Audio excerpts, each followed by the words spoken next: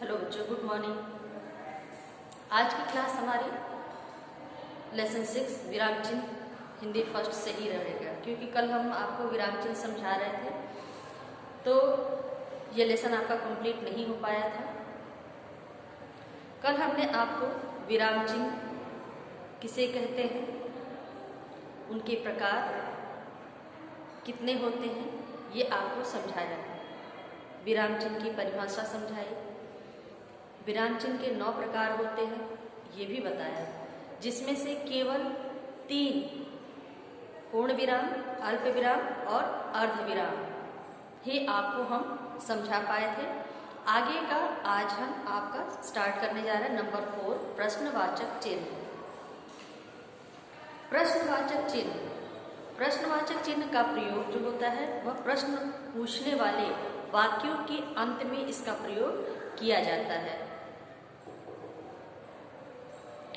जैसे तुम क्या करते हो, ये जो क्या शब्द आया ये प्रश्न पूछने के लिए प्रयोग में लाया जाता है। तो जहाँ भी जब भी कोई वाक्य हम प्रश्न पूछने के लिए करते हैं, प्रश्नवाचक शब्दों का प्रयोग जिस वाक्य में होगा वह वाक्य प्रश्नवाचक वाक्य कहलाएगा और उस वाक्य के अंत में प्रश्नवाचक चिन्ह का प्रयोग किया जाता है।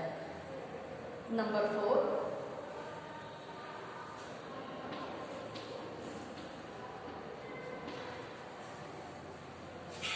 प्रश्नवाचक चिन्ह।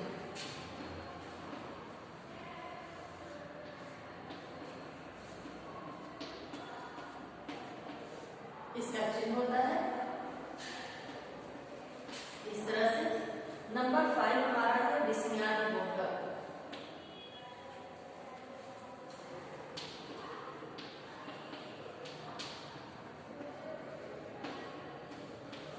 विस्मयादिबोधक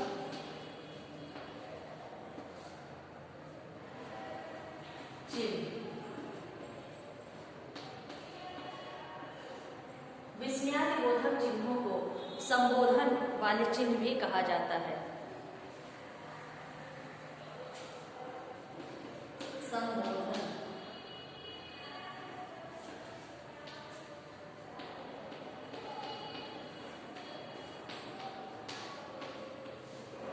इस तरह से।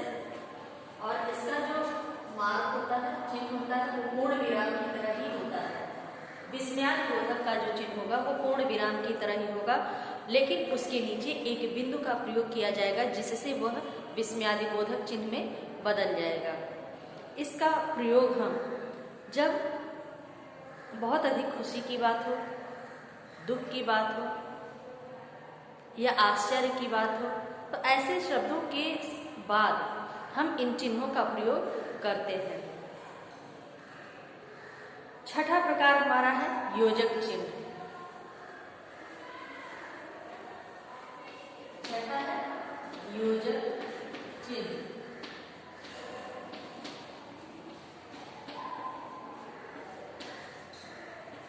योजक चिन्ह का प्रयोग जो होता है वह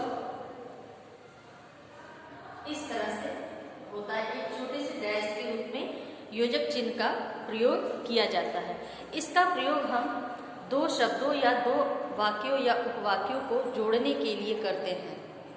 जैसे योजक चिन्ह का प्रयोग तुलनात्मक शब्दों के साथ साथ समानार्थी और विपरीतार्थक युग्मों के बीच में किया जाता है। कहने का मतलब है जब 2 शब्द एक जैसे प्रयोग में आते हैं, चाहे वो समानार्थी हो या विपरीतार्थी हो, उन दोनों शब्दों के बीच में हम योजक चिन्ह का प्रयोग करते हैं। इसका प्रयोग उन दोनों शब्दों को जोड़ने के लिए किया जाता है।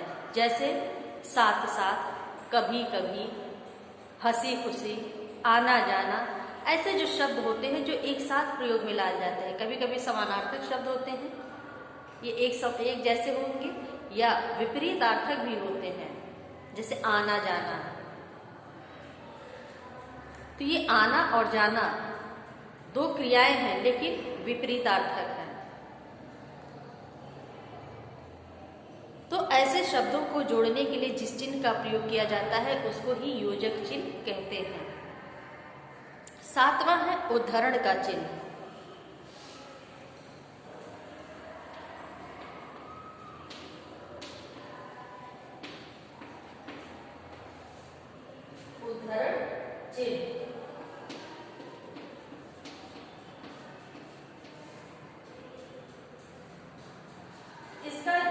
चिन्ह लगता है वह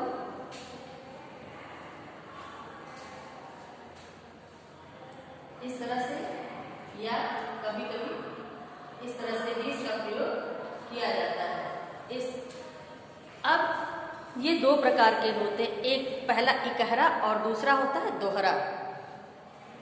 इकहरा में आप इस तरह का देखेंगे, सिर्फ एक बार कॉमा ऊपर में लगता है दोनों तरफ, और दोहरा में दो दो लगते हैं दोनों तरफ, शब्द के दोनों तरफ। अब इसका प्रयोग कैसे किया जाए? इकहरा जो उद्धरण का चिन्ह होगा, इस प्रकार के उद्धरण चिन्ह का प्रयोग किसी लेखक या कवि के नाम, उपनाम, अक्षर, शब्द, पुस्तक या किसी व्यक्ति विशेष के नाम के साथ इसका प्रयोग किया जाता है। कहने का मतलब है, जैसे मान लीजिए आप किसी कहानी को पढ़ रहे हैं या कोई कविता पढ़ रहे हैं, तो अंत में आप देखते हैं कि वहाँ पे लेखक का या कवि का नाम दिया होता है। तो उस नाम को दर्शाने के लिए जो ऊपर साइड में नाम के ऊपरी छोर पे साइड से दोनों तरफ जो कॉमा लगता है, उसको ही इकहरा उद्धरण कहते हैं।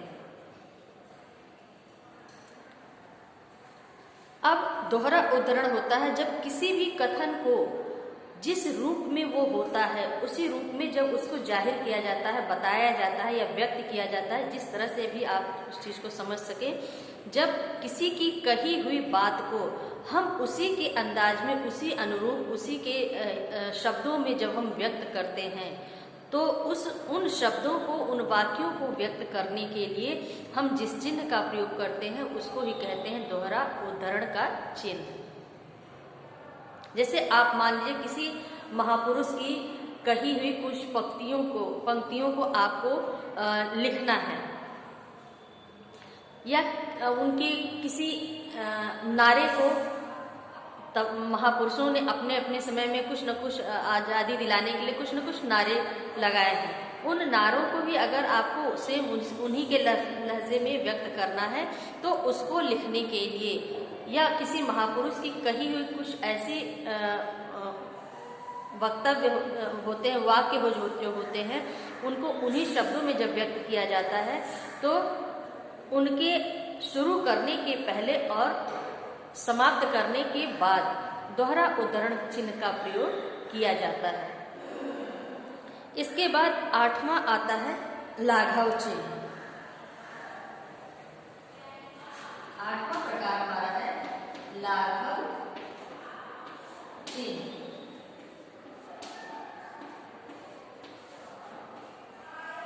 ये जो लाघव का चिन्ह होता है वो इस तरह से सिर्फ एक बिंदु के साथ, यानी एक बिंदु के रूप में या छोटे से एक गोले के रूप में भी कहीं कहीं पे व्यक्त किया जाता है।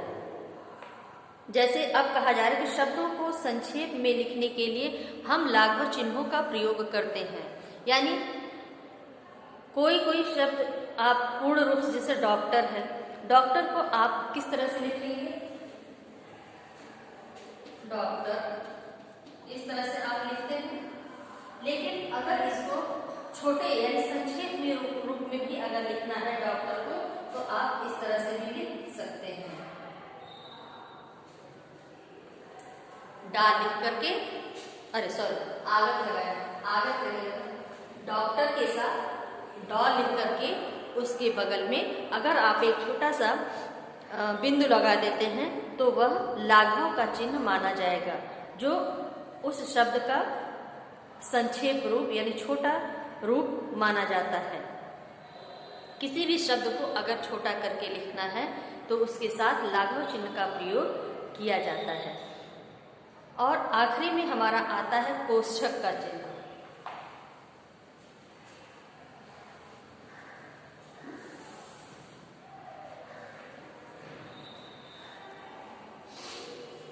नवा हमारा है कोष्ठक का चिन्ह।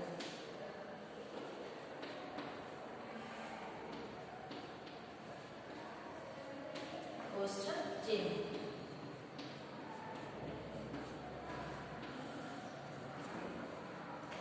अब ये कोष्ठक का चिन्ह का प्रयोग मुख्य रूप से निम्नलिखित स्थितियों में करते हैं। जैसे पहला दिया है क्रम सूचक अंकों और अक्षरों के साथ, जैसे अगर किसी भी शब्द को क्रम वाइज लिखना है तो उसको लिखने के लिए हम कोष्ठक चिन्हों का प्रयोग करते हैं। दूसरा है हाव भाव व्यक्त करने के लिए, बालक रोते हुए। बालक के बारे में बात कही जा रही है, लेकिन वो किस अंदाज में उस बात को व्यक्त किया जा रहा है, बालक के रोते हुए समय का अर्थ बताने के लिए। जैसे धर्मराज, धर्मराज की उपाधि किसे मिली है? युधिष्ठिर को। अगर धर्मराज कह करके किसी वाक्य को कहा जा रहा है तो इसका अर्थ है कि वह धर्मराज जो संबोधन के रूप में जो शब्द का प्रयोग किया गया है वह युधिष्ठिर के लिए किया गया, तो उस नाम को दर्शाने के लिए भी हम कोष्ठक का प्रयोग करते हैं। और जैसे कि ये अभी हम आपको ये लगा रखे हैं साइड में, ये सारे हमारे कोष्ठक के ही चिन्ह हैं। ये कई तरह के भी होते हैं। एक तो आपका होता है सिंपल सा, इस तरह से हम लगा देते हैं। दूसरा आता है इस रूप में, तीसरा आता है इस रूप में,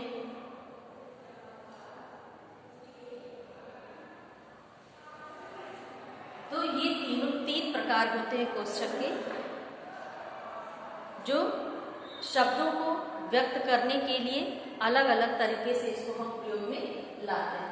तो ये था हमारा विराम चिन्ह और उनके 9 प्रकार।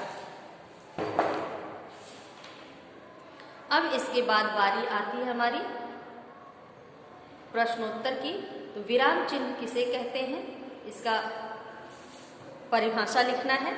तो परिभाषा अभी हम बोल करके आपको समझा रहे हैं, बाकी का जब इसका हम PDF देंगे तो इसका आप लोग कॉपी में कंप्लीट करिएगा लेसन को। लिखते समय अपनी बात स्पष्ट करने के लिए जिन चिन्हों का प्रयोग किया जाता है उन्हें विराम चिन्ह कहते हैं। दूसरा प्रश्न हमारा है, हम अल्प विराम का प्रयोग कहाँ करते हैं? उसी पेज पे पेज नंबर 78 पर ही दिया है अल्प विराम। अल्प विराम का अर्थ होता है थोड़ा रुकना। वाक्य में हमें जहाँ थोड़ा रुकने की आवश्यकता होती है वहाँ अल्प विराम का प्रयोग किया जाता है।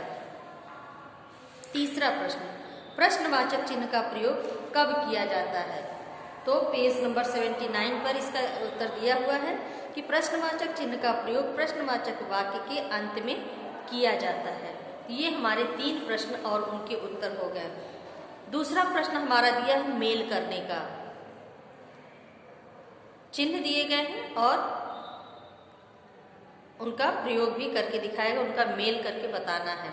लाघव चिन्ह, अर्ध विराम चिन्ह, प्रश्नवाचक चिन्ह, अल्प विराम चिन्ह और योजक चिन्ह, इनका मेल करना है। तो ऐसे तो अभी लाघव चिन्ह कहाँ है?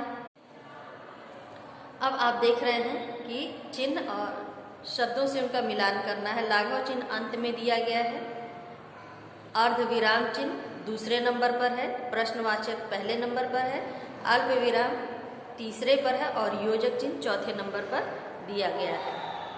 तीसरा प्रश्न है, निम्नलिखित वाक्यों में उचित विराम चिन्ह लगाइए। मेरे पिताजी बीमार हैं। मेरे पिताजी बीमार हैं, वाक्य के अंत में पूर्ण विराम चिन्ह का प्रयोग किया जाएगा। दूसरा प्रश्न है, आप कहाँ से आ रहे हैं? वाक्य के अंत में प्रश्नवाचक चिन्ह का प्रयोग किया जाएगा। तीसरा प्रश्न है, विनय, आलोक, आनंद, अमित और अभय जा रहे हैं। तो इसके पहले भी हम आपको समझा चुके हैं, जब एक जैसे नाम वाले शब्द आते हैं प्रयोग में, चाहे उनकी संख्या 2 हो, 3 हो, 4 हो, 5 हो, 6 हो, चाहे वो जितने भी हो, तो उन नाम वाले शब्दों में ये जरूरी नहीं है कि किसी व्यक्ति का ही नाम हो, वस्तु का भी नाम हो सकता है, रंगों का नाम हो सकता है, साग सब्जियों का नाम हो सकता है, अनाजों का नाम हो सकता है, नाम किसी भी प्रकार का हो। नाम का प्रयोग अगर हो रहा है, उनकी संख्या 2, 4, 6 जो भी है, तो अगर मान लीजिए 4 नाम हैं उसमें, तो 3 नाम के बाद और शब्द का प्रयोग होगा और अंत में चौथे नाम का प्रयोग किया जाएगा। लेकिन 2 नामों के बीच में एक अल्प विराम चिन्ह का प्रयोग किया जाता है। जैसे विनय के बाद अल्पविराम, आलोक के बाद अल्पविराम, आनंद के बाद भी अल्पविराम चिन्ह का प्रयोग किया जाएगा और अंत में जा रहे हैं के बाद पूर्ण विराम चिन्ह का प्रयोग किया जाएगा। चौथा प्रश्न है, मेहनत से पढ़ो, परीक्षा निकट है। मेहनत से पढ़ो के बाद अल्प विराम चिन्ह का प्रयोग किया जाएगा और अंत में पूर्ण विराम चिन्ह का प्रयोग किया जाएगा। पांचवा प्रश्न हमारा है, हाय वह मारा गया। हाय के बाद हम विस्मय चिन्ह का प्रयोग करेंगे और वह मारा गया वाक्य के अंत में पूर्ण विराम चिन्ह का प्रयोग किया जाएगा। तो इस तरह से ये हमारा लेसन कंप्लीट हो रहा है। अब इसके बाद बारी आती है होमवर्क की। होमवर्क आप लोग नोट कर लीजिए। इसका एक्सरसाइज जो हम PDF में देंगे वही आप लोग अपनी कॉपी में कंप्लीट कर लीजिएगा। तो आज का होमवर्क हम आपको देते हैं।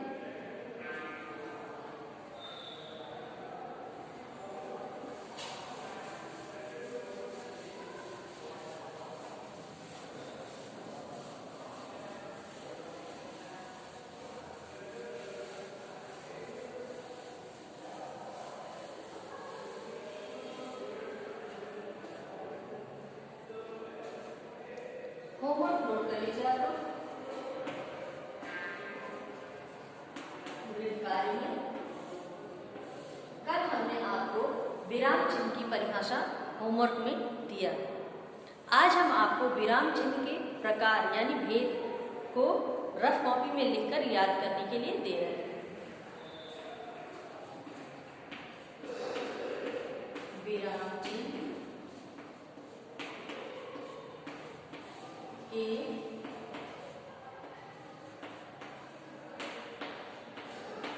भेदों के नाम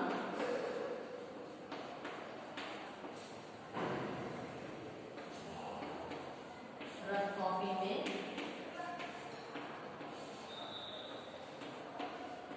लिखिए।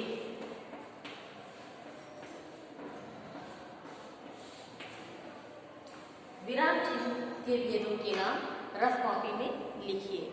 ये 9 प्रकार जो हमने आपको भी समझाए हैं, इसको आप लोग याद करिए और याद करने के बाद कोशिश करिए कि बिना देखे इसको आप लोग लिख सकें। तो आज की क्लास हम यहीं पे समाप्त कर रहे हैं। अगली क्लास में हमारी आपसे फिर से मुलाकात होगी अगले लेसन के साथ।